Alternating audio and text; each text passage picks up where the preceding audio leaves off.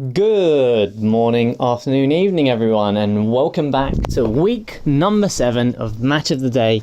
I'm your host, OmegaPit, and I'm here to present to you this week's highlights and matches and all the shit that has gone down over the past few days. So, I'm gonna preface this by saying, once again, unfortunately, there's not going to be a tabloid section. But, oh well, never mind. I'll give you something spicy at the end of the video. So yeah, let's jump right into the special guest of the week, who is none other than Pokerob. A lot of the Pokeforumers know Pokerob because when they were exiled from the official Nintendo magazine forums, they went to Pokemon World and used that as their new home, where Pokerob was admin. And yeah, a lot of stuff went down with Pokerob. I'm not going to go into any details, so let's leave it at that. So anyway, Pokerob has come and decided to challenge the players of the Pokeforum Tour and test their skills in battle. So let's have a look and see what team he's brought this week. So let's start off with the signature mon of Pokemon World. That's Chatot.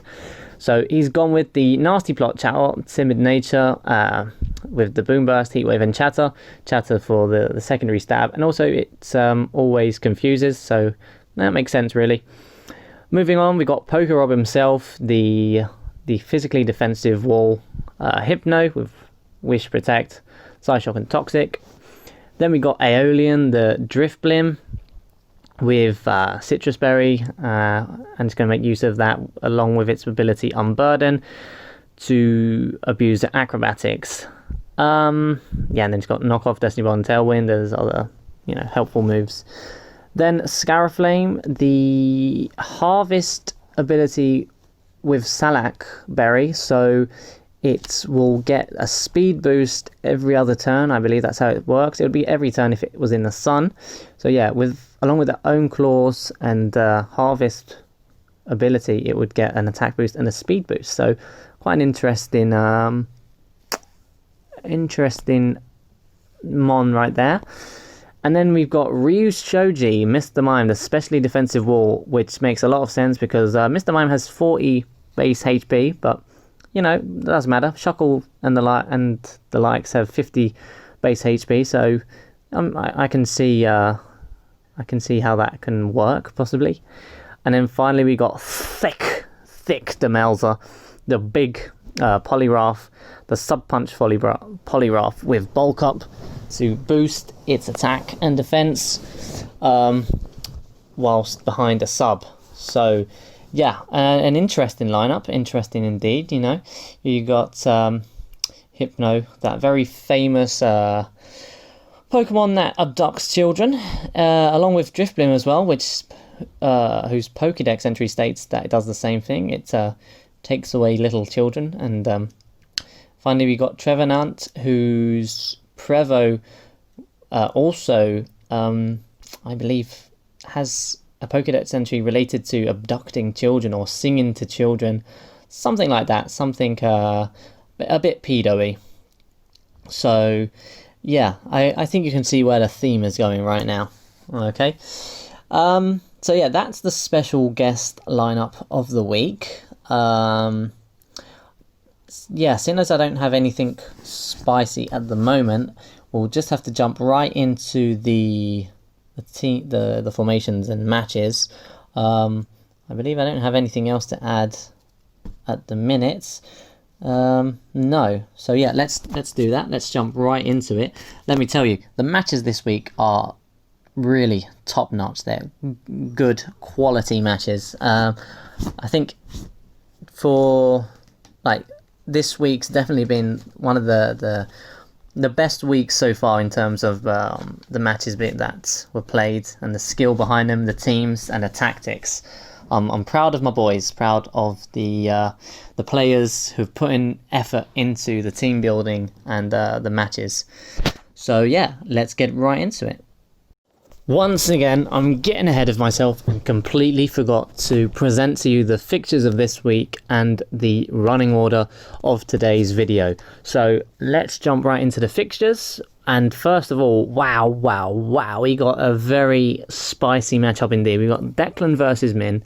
Declan, who's a veteran battler, got a decent record so far, and Min, who we all know is obviously the best battler in the league and unbeaten so far, so that's definitely a match to keep your eye on. Rick versus Louis. We got two battlers here. Louis fresh off of a win, and Rick, who's definitely someone to keep your eye on. Definitely not be underestimated. Hoyle versus Luke. Luke, as we all saw last week, the data mining pro, and Hoyle, who's currently not on the best record so far. He really needs a win to boost his confidence. Jerky and JJ, who, yes, this week we somehow got JJ. I believe they were able to pay for a taxi to go pick JJ up, because obviously they don't have electricity or running water in Barnsley, so they had to pay for him to go to Liverpool and fight Jerky.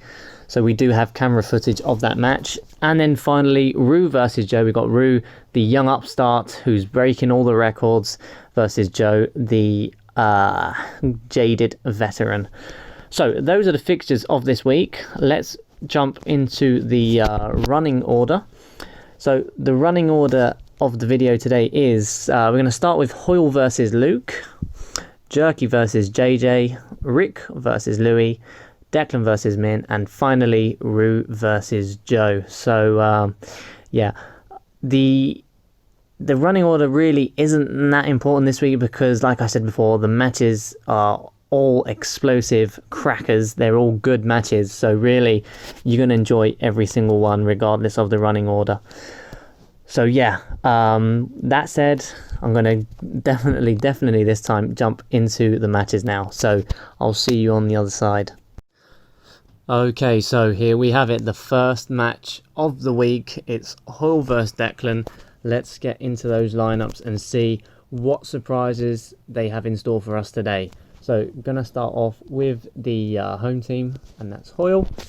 Let's have a look. So Hoyle did have a nice strong start to the season. He got those 2 wins, but now he's suddenly dropped off and he's on a losing streak. That's 3 losses in a row now. So he's definitely looking to get back into winning ways. And this week he's brought to us a very offensive formation in a 2-3-1. So we've got Zapdos and Swampert as the back defensive core, and 2 big centre backs taking all the hits. Then we've got Azelf in the middle as an attacking midfielder.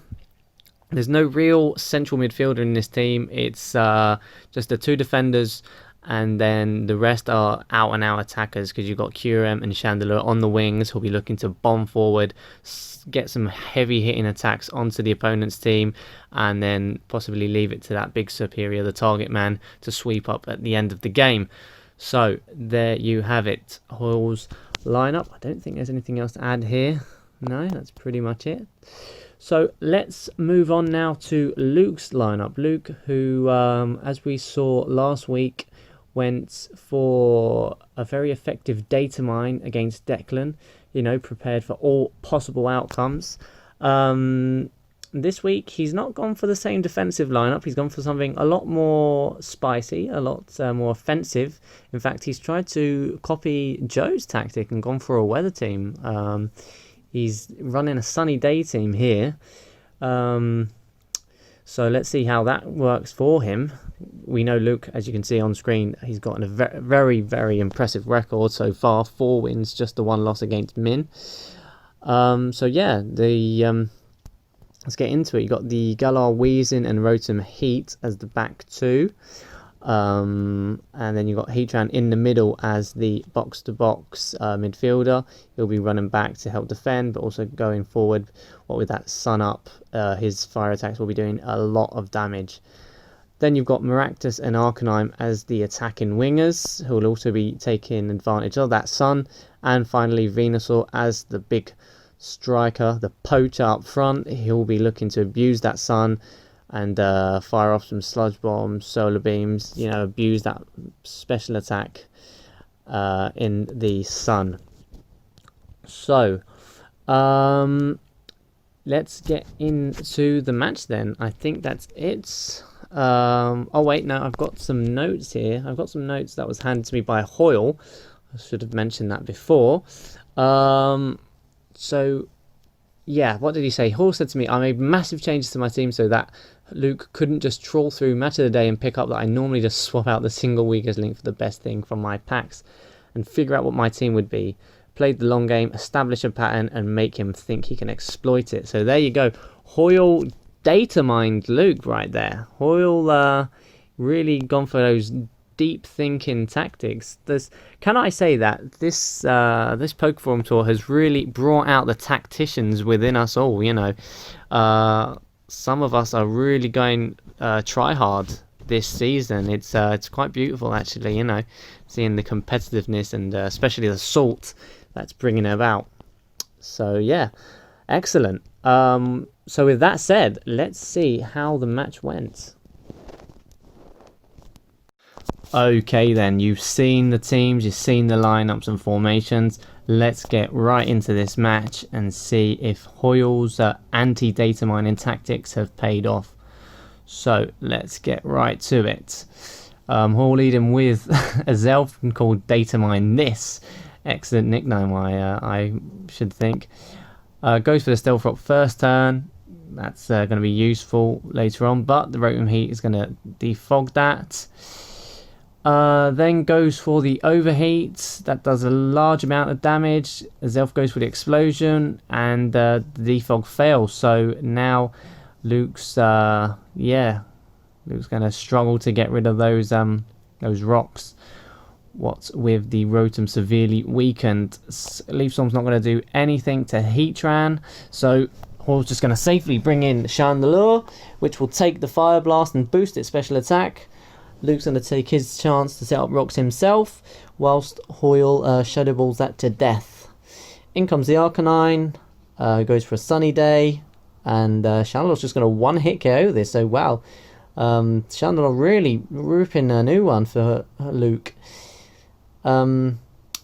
What's that called? What's it called? Well, I forget what it's called, but anyway, it just got one-shotted. Venusaur surprisingly not killing, only doing 35% damage, and the Chandelure just wrecking it with the Shadow Ball. I cannot believe what I'm seeing here.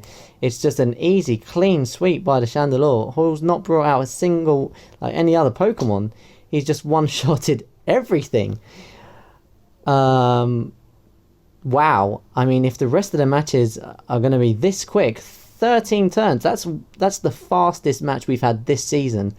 Because I believe the other one was 14, if I remember correctly. So yeah, Hoyle proving the doubters wrong, coming out firing, and honestly, I'm shocked, amazed, and just well done, Hoyle. It's impressive, very impressive indeed. So there you have it. I suppose that's it really. Let's move on to the next match. Alright then, so next up we've got Jerky versus JJ. Jerky, as we all know, without a single win this season. JJ, on the other hand, unbeaten, currently triumphant in the league. Number one, in fact. So let's see what lineups they've brought in today. Jerky gone with his... I want to say ever so safe, but we know it's not ever so safe because he's not won a single match. So, yeah, he's not made a single change to his team. He's played the same team 3 weeks in a row now. So, yeah, clearly either a lunatic or just really confident that this week will be his week. Typical Liverpool fan, I suppose. So yeah, not really much to add because we've seen this team many times before. So let's move on to JJ's lineup. JJ with a very interesting I don't give a fuck formation. As you can see here, he's running the Buzzwole, Drampa, Simisear, Charizard, Buzzwole again, and the Stack Attacker. So yeah, quite the impressive lineup. He really doesn't give a fuck. Let's see if that pays off in the match. Okay then, so you've seen the lineups. Let's get straight into this match and see what it has in store for us. So Jerky leading with his Shuckle as usual. JJ leading with Buzzwole, which is going to start bulking up right away. Jerky's just going to take his chance to set up everything. JJ gone for the Roost, expecting the final Gambit, but obviously Shuckle being slower, so that's not paid off. JJ goes for the Drain Punch on the Sizzle, which tries to Sword Stance, and that's not going to do much because, yeah, he's got +2 defense, so really kind of a wasted Mon there. Not sure why he didn't bring in Heatran right away, because as you can see here, Heatran easily one-shots that, so not quite sure what Keely was going with there, starting, like, bringing in the Sizzle, but never mind. Charizard Focus Blast doesn't kill, and Heatran is able to get the explosion off and take down the Charizard. Here it is, here's the fucking Wet Room wall, and we all know what that's capable of. If we think back to week 1 when it's 6-0'd Joe's team, not that that's difficult, seeing as even a Delibird can do that.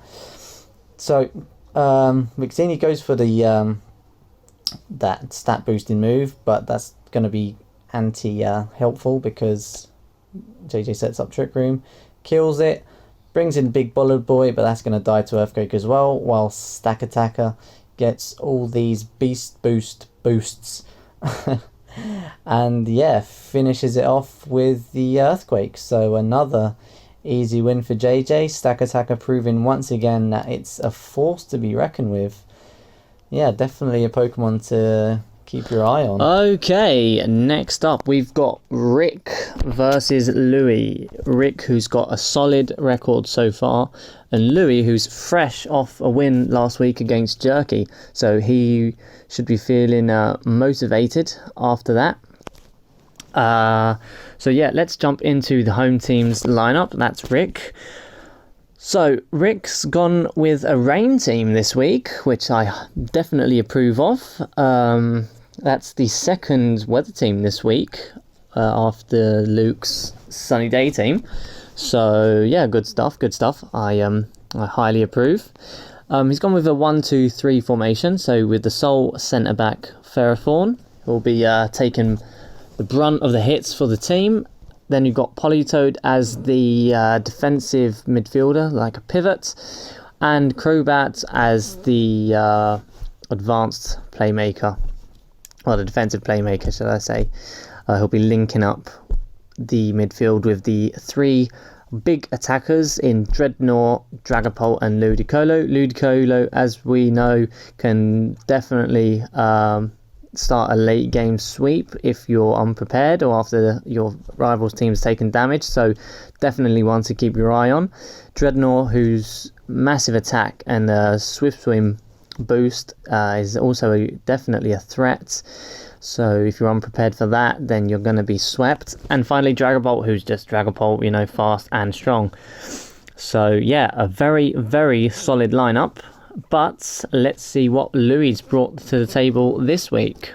And well, I'm going to have to say I'm extremely surprised, but also very, very pleased with the Hail team. With myself being a huge Hail fan, I used a lot of Hail teams back in the day. I'm talking Gen 4, early Gen 5, but more so Gen 4. So yeah, we've got obviously Abomasnow in the middle of the park as the more defensive midfielder, but not an out and out wall, because the 2 centre backs are Zapdos and Ferrothorn. There'll be the 2 defenders taking most of the hits for the team, and then up front as the wingers you've got Melmetal and Clefable. Melmetal, whose massive attack just wrecks most teams, and then Clefable, who can abuse its ability and decent coverage moves to also inflict a lot of damage into teams. And then finally Beartic, who with Slush Rush like the Swift Swim equivalent for hail, can also tear holes into teams. So as you can see here today, we've got a weather battle. That's I believe it's the first time this tour that's happened. So I'm very, very interested in seeing how this match plays out. So let's move on from the formations and get right into it. Okay then, and here we have it. We got Rick versus Louis, the rain team versus the hail team. Let's jump right in and see how this goes. So Louis starting with the Ferrothorn as always, no changes there, and Rick starting with the Politoed to get that rain up. Goes for the turn 1 Scald, scouting to see if he gets the burn, but no burn for him. So he switches out to the Crobat. Louis is going to go for a Protect, scouting out any moves. That fails, goes for it again just to see what Rick's going to do with the Crobat, which goes for the Super Fang, which is obviously quite the problem for Ferrothorn, because that's going to do half its HP every single turn. So he's going to switch out, goes to the Abomasnow, which sets up the Hail, and then Mega Evolves it into Mega Abomasnow, but it's not going to do anything because Crobat takes it out with the Brave Bird. So, yeah, not the best start for Louis so far. Switches in Beartic, uses its Z-Power Sub-Zero Slammer to kill it. Possibly a bit overkill. I think any ice move would have killed that Crobat, but whatever. Goes for the Swords Dance now, whilst Rick sets up the Stealth Rock, and he's going to Protect to stall out the Hail turn and to see what he does. Hail dies well, it doesn't die, it ends, and then the Ferrothorn dies to Beartic's superpower. So in comes Dragapult, misses with Fire Blast. We know Rick is far too familiar with Fire Blast missing. Perhaps it's time to swap that move. Beartic revenge kills with Icicle Clash. So yeah, in comes Politoed. Politoed is going to go for a Scald, but once again, no luck with the Scald burn. Neither on the second turn either, and Melmetal is just going to easily one-shot that with Thunder Punch. So in comes Dreadnought. That's going to revenge kill with Liquidation easily, and yeah, Louis sends in Zapdos, but that's also going to be one-shotted by the Stone Edge. So yeah, Dreadnought definitely bringing it back for Rick now. Louis sends in Ferrothorn, is going to Protect. That's scout for a move and also kill or burn Turn of Rain. Earthquake's only going to do 33%, and Louis is going to take his chance to paralyze the Dreadnought. Protects again to stall the rain and to scout. Well, yeah, at this point just to stall the rain. But Dreadnought is paralyzed 2 turns in a row, which is very unfortunate for Rick. Rick predicts the Swords Dance, predicts the Protect, goes for the Swords Dance, and then it doesn't one-shot it, but kills the Ferrothorn with Earthquake. Louis then sends in Beartic, which is going to revenge kill with Superpower, and Rick is on his final Mon, his iconic Mon as well. Ludicolo, who sets up the rain, goes for a Scald. Louis goes for the Swords Dance. I'm not sure why, and that's going to cost him severely because, yeah, the second Scald is going to kill it. In comes the Clefable. That's going to Protect, just to burn a Turn of Rain. Rick goes for Giga Drain. That does 38%. Louis goes for Flamethrower. I'm guessing that's his only possible move against Ludicolo. I'm not sure if he had any other options, but yeah, eventually Rick's going to kill it with Giga Drain. So yeah, good games, guys. That was very, very close, a very intense match. So far, the matches this week have been very, very exciting. So yeah, there you have it. Let's move on to the next one. Okay, and penultimate game of the week, we have the highly anticipated Declan versus Min. So let's jump right into that one and start off with the home team lineup. That's Declan. Declan has gone with a definitely offensive lineup in the 2-1-3.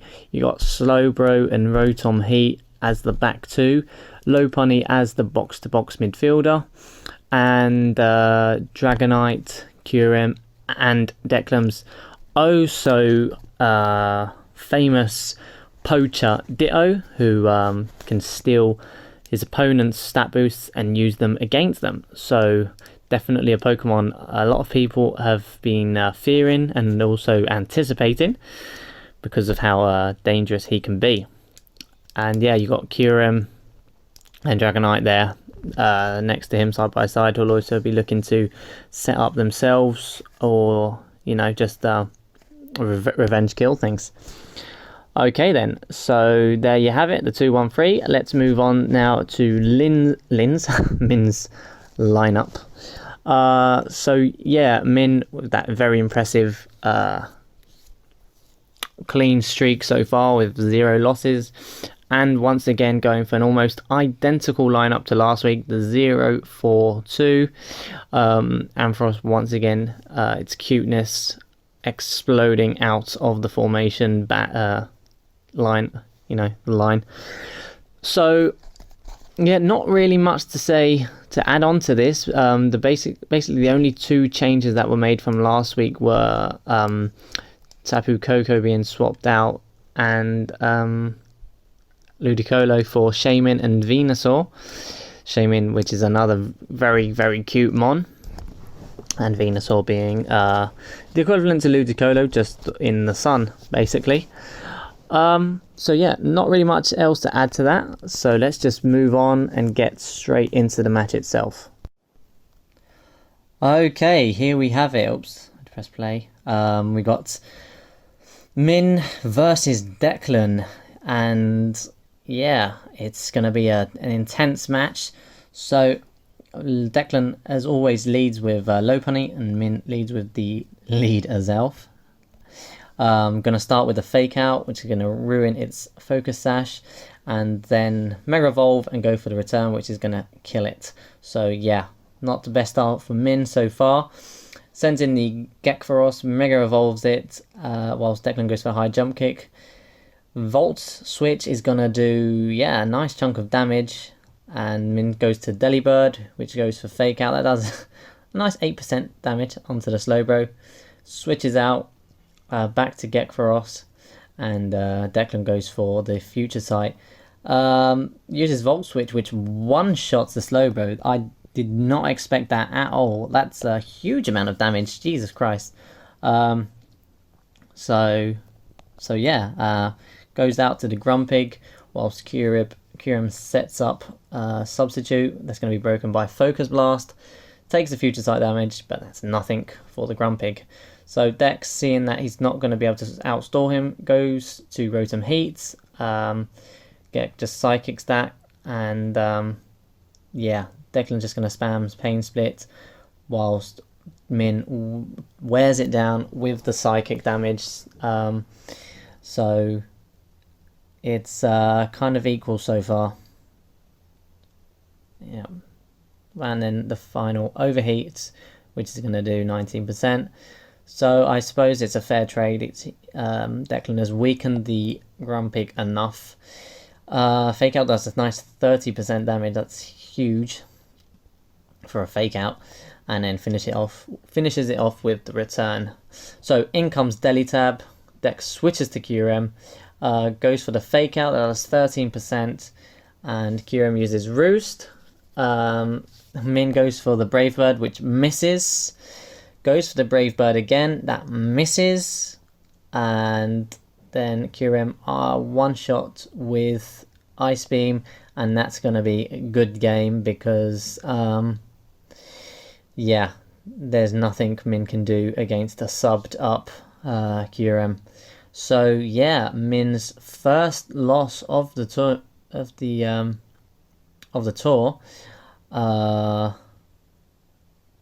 so that's a shocker. Maybe, just maybe, the rest of the league can now try and fight for that top spot, and perhaps take advantage of the confidence boost that they know that people can actually beat Min. It's possible. It can happen. Okay, so there you have it. Let's move on to the final match of the game. Okay then, and our final match of the week, we've got Joe versus Rue, or Rue versus Joe. Two players with equal records so far. That's with 3 losses and 2 wins. The only difference is Rue is currently on a win streak, whereas Joe lost that last week against Min, so he'll be looking to bounce back, whereas Rue will be looking to strengthen that win streak that he has got going on right now. So anyway, let's jump into the formations and see what they went with this week. We'll start with the home team. That's Rue. So Rue, going with an almost identical team from last week, just with the one change. On last week, I say last week, the week before that, where he had a lineup, and he's gone for a very offensive 1-3-2, just with the Corviknight as the sole centre back, and then not Mothra, what's it called? Frosmoth, Tyranitar, Whooshy Washy. Playing behind the 2 strikers, we've got Cinderace as the big poacher and Zangoose as the target man. So yeah, all 5 of those attackers are basically just massive hitters, big strong boys that are looking to put dents into the opponent's team. So yeah, running the Mega Tyranitar and a Belly Drum Zangoose. So yeah, very interesting lineup. Let's move on to Joe's. So Joe once again forsaking the weather team and going with a purely hyper offense team here. So he's gone with the 0-1-3-2, so no defenders whatsoever. So he's got Zelf in the centre of the pitch as support. Then Latios behind the 2 strikers as the attacking midfielder. Weavile and Infernape as his 2 wingers.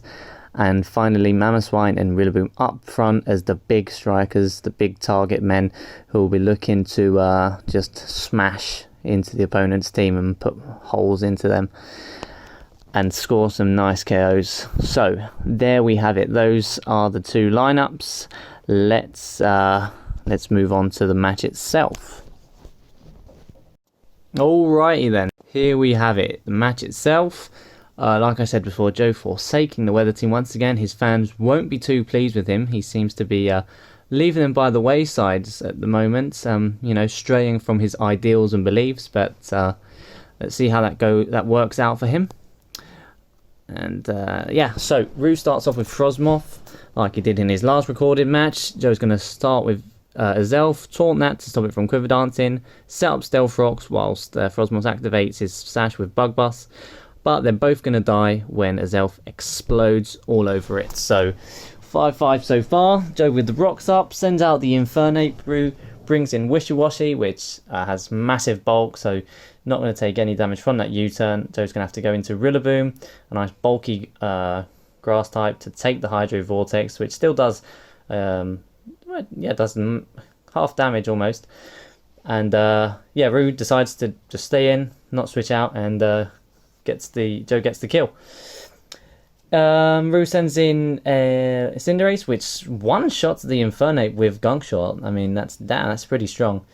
And then let's just take a minute to comment this play right here. So Joe, after data mining Rue's previous match against Rick, he saw that Mamoswine could survive Cinderace's Pyro Ball. So he expected Rue to know that, seeing as that happened to him. So he thought, okay, I guess if he knows Cinderace is not going to kill Mamoswine, then his obvious choice is to switch in to Corviknight, which would not be damaged by the earthquake and get a free bulk up. But he doesn't do that. Perhaps he completely expected Joe to go for the over prediction, and instead just goes for the Pyro Ball anyway. And that does a massive amount of damage to Latios. So not wanting to lose Latios so early on, just sacrifices Rillaboom, and then in comes the Corviknight. So back out comes the Latios, which does Thunderbolt. That does a nice 63%. Gets the paralysis hacks. Not that it matters that much because it has no influence on the game whatsoever, seeing as Joe just goes for the second Thunderbolt and kills it anyway. So it's at this point where Joe is, for fuck's sake, I'm trying to press the fucking pause button. Oh, you've got to be kidding me. That's fucking wasted the whole fucking video. Anyway, so basically, Joe was pretty worried at that point because he did not expect the Latios to outspeed the Cinderace, seeing as it has more speed than Latios. But as it goes, it turns out Rue must have been running the Adamant Cinderace, so Latios outsped it and then got the Draco Meteor kill, which completely turned the game on its head, because I think had that Cinderace been plus speed nature, he would have just been able to tear through the rest of the team, you know, just gone for a U-turn there, kill the Latios, bring in the T-Tar again. That's not going to be one-shotted by anything that Joe has. So yeah, Joe was quite lucky that it had a plus attack nature. So anyway, in comes the Tyranitar. Joe's going to Earthquake that and then die to the pursuit. So yeah, brings in the Mamoswine. That's going to easily take out the Tyranitar with Earthquake. And then here, Joe was worried about being one-shotted by the close combat, so he goes for the Ice Shard. That did a huge amount of damage. It did like over half. Root goes for the Belly Drum, but unfortunately is killed by the Sandstorm he set up himself. So yeah, a very close match in the end. The Weavile had a Focus Sash, so that wouldn't have been of any use in the sand. So yeah, a good game overall. Yeah, that's it.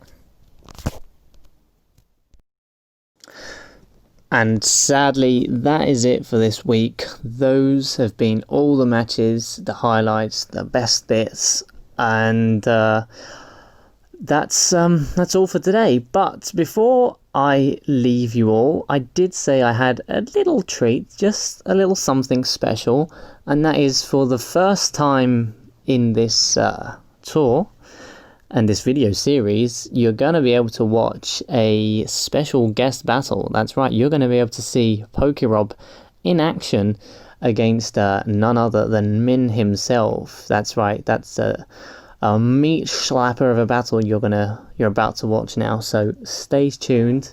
Don't take your eyes off the video for even a second, because let me tell you, this one is a doozy. So yeah, I'm going to leave you to that now, and after that the video will definitely have finished. So yeah, enjoy this special feature match.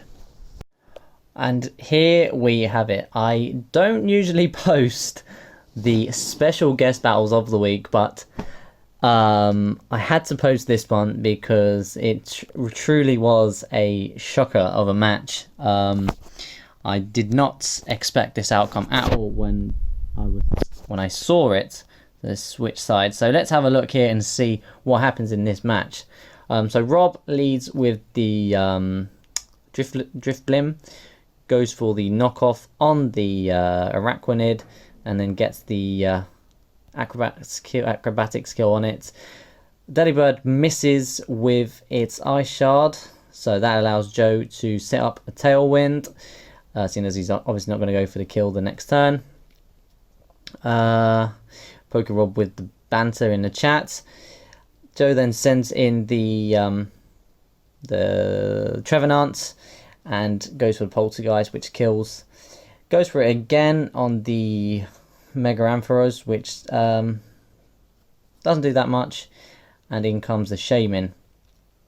Shaman goes for its Z Power, Z Celebrate, whilst the Trevenant just spams. Goes for Own Claws. So yeah, survives the Dazzling Gleam, surprisingly, activates its Salak Berry, and then the Poltergeist does 59% damage. Harvest, the berry, gets another speed boost, but even with the 2+ speed, it's not going to be enough to outspeed the Shaman again, and it dies. In comes Mr. Mime, the special wall, that takes a huge amount of damage from the Seed Flare, and then dies next turn to Dazzling Gleam. What a useful mon Ryu Shoji is. So yeah, Hypno goes for the Protect, and stalls for turn, stalls for damage. Seed Flare does 63%. Lucky didn't get the special defense drop, and the Shaman faints. In comes Grumpkinius, that goes for a Calm Mind, whilst Rob just takes his time to set up on the Hypno. I lost track of myself there. And yeah, Rob goes for the Psyshock, which bypasses the special defense boost. Goes for the Wish, for fuck's sake. And then yeah, just turn stalling really. Rob predicts the Shadow Ball, sends in Chatot, and the Hypno, the Grumpig dies to Toxic, and then Chatot with Renge Kill with Boom Burst goes for Chatot, confuses the Dragonite, which then hits itself in confusion. Rob takes his time to set up Nasty Plot, whilst the Dragonite hits itself again, and then finally Boom Burst for the kill, and surprisingly somehow beating Min 3-0. I just cannot believe it. That is the shocker, the shock of the week. Who would have guessed it? Trick or treat.